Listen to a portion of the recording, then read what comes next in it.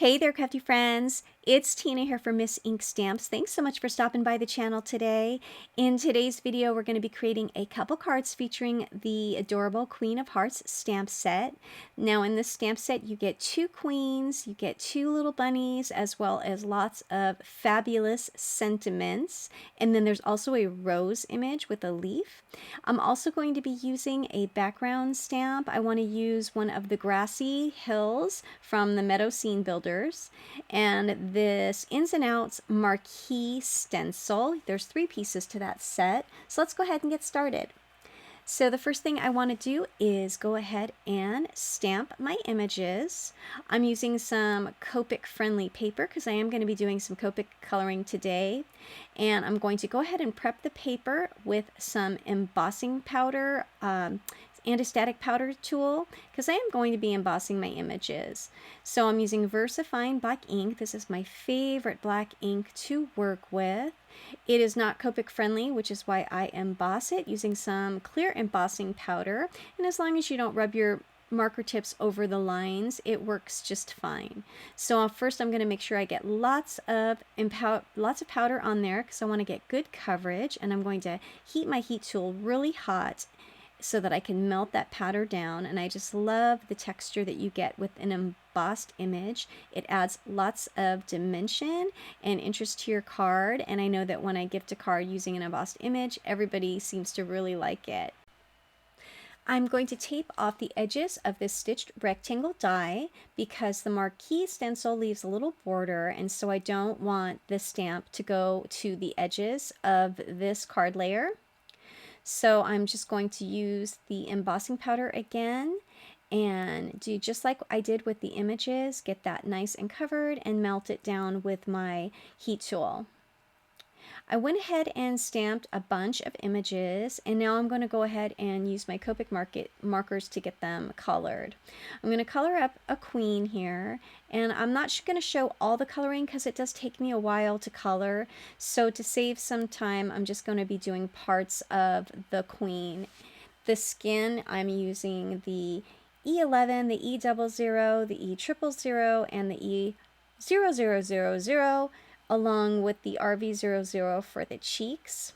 I do double layer of Copic markers. I'm going to go in with my darkest color, the E13, for one little shadow layer there, go over the cheeks again, and then blend everything out.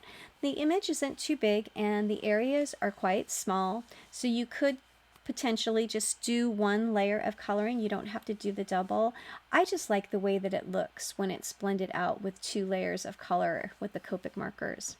For the hair, I'm going to do some red hair. I'm kind of using the colors that are the samples on the actual stamp set. I really love the way that it looks with the red-haired queen.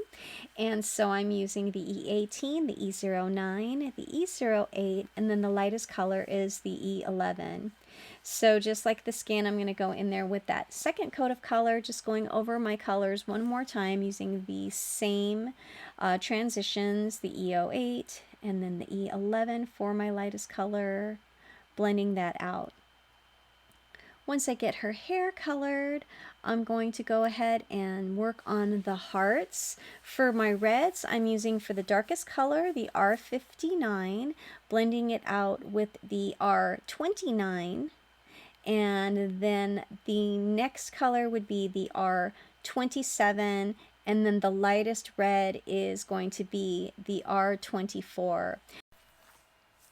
I do go ahead and do a second coat as well, so it's a nice deep red, which I love. This is one of my favorite combinations. Skipping forward, I did do the golds. The golds were the Y28, Y26, Y21, and the Y00.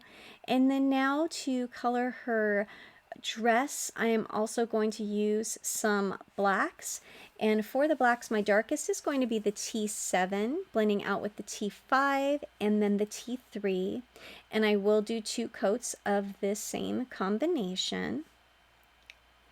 And so far, I really love the way that this queen is turning out. She's just so pretty.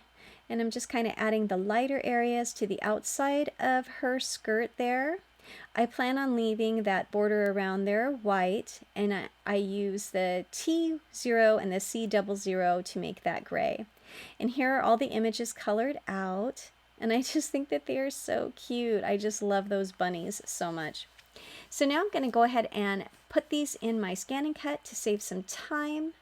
Get those cut out, and I'm not exactly sure which images I'm going to use yet at this time, but to build my scene I'm just going to go ahead and ink my background. I love how this stencil has lines that you can line up your cardstock. My layer here is just shy of 4 1/4 by 5 1/2, so I'm just lining it up right inside of the line that's there. I'm using some distress inks and greens, and I'm just going over the grass area, and I'm not being too careful, just adding a couple shades of green, and I'm making sure that I get the edges of the stencil. I'm also going to be using the Scene Builder Clouds stencil, and for my skies I'm going to do some pinks and orange and yellows. I'm kind of liking this combination for spring, and so I'm going to go ahead and start out with the pink and then add the clouds towards the top. The Spun Sugar is a nice light pink, which works really great for the sky. So my next color is going to be the orange, and this one is really juicy, so I'm just kind of tapping off so that it doesn't get too much color on my paper. And it's a very yellow orange. And then I'm going to add the squeezed lemonade, and I'm just doing the color pretty light on there because I want my sky to be more pale. I don't want it to be deep at all. Once I have my cloud background all stenciled and ready to go, that's when you're going to see the magic when you peel that stencil away and you get that nice frame. I just love the way that looks. There's another piece to the stencil set there, and it adds an additional frame around that inside shape. And so I'm just lining everything up. There are lines, like I said, to make sure that you get it the way that you want it. So I started out with a small brush and the mini distress ink because I wanted to do a black frame. Then I realized that it wasn't really getting black, and so I decided to go ahead and to use some ink on 3 black ink to go over that to get a nice and deeper color black. And that ink pad is so juicy. I love it. It's the first time I've used the black. So now I'm going to go over with some of this clear glitter paste to add a little bit of texture and some sparkle to that black frame. And this paste is really juicy as well. So once I have that all filled, I'm going to go ahead and peel it through. Now I did get a little escape towards the bottom, but I'm not too concerned with that at this time. So I'm going to do a second card, and I'm just using some pink Distress Oxide inks. I'm going over with the lightest pink, the Spun Sugar, just to get a little bit of color on my panel. Then I'm going to use this Hand Drawn Hearts stencil and the Kish Flamingo to add some darker pink hearts onto the panel. Very simple background, and so this card is going to be more of a clean and simple look, but I love the little hearts because it goes really well with the Queen of Hearts. So once I get the background the way that I want, I'm going to prep it with the anti-static powder tool and get my sentiment stamped on there. And again, I'm going to use the VersaFine black ink, the clear embossing powder, and then I'll melt that down with my heat tool.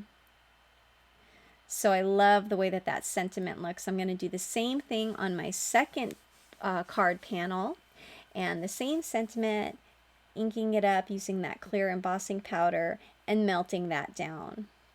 So far I have lots of texture on these cards, and I really love the way that they're turning out. I'm going to tape off my sentiment and add some gold sparkly splatter on my panel to match with the crown on the Queen's head. I'm also going to use some glimmer mist and splatter that on there as well.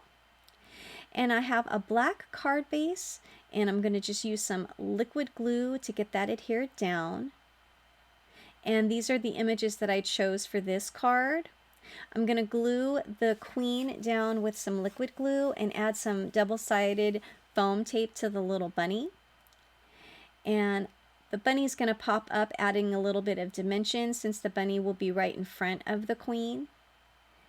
So that little edge there where the that liquid sparkle gel came kind of oozed over, I decided to use the rose to just kind of cover that up a little bit, and I cut out some more leaves and figured I'd just prop up the roses on either side because that really coordinates well with the theme. And I think that that gave a nice finishing look to my card. I'm adding a red gem to the crown and some red glitter marker to the roses and the little hearts to add extra sparkle. And I just really love the way that that turned out. It's so cute. For my second card, I'm also going to use a black card base, but I'm going to frame my white panel with this piece of red cardstock. And that's going to help the red on my queen really pop. Getting that glued down with some liquid glue, and then I'll also add some foam tape to that little bunny and glue down my queen using liquid glue as well. I did color her staff, and I added a little pink heart on there, so I'm just going to glue that over the top of her hand and then pop up that bunny. And then that pretty much was going to complete my card.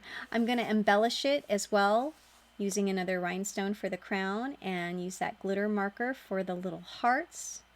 And her staff I want to add some sparkle to as well, so I'm adding some clear sparkle. And that completes my second card. So here are the two cards that I created. And I want to thank you so much for stopping by today. I hope you like this video. I hope you like my cards, and I hope you guys have a fantastic day. Until next time, everyone, happy crafting. Bye for now.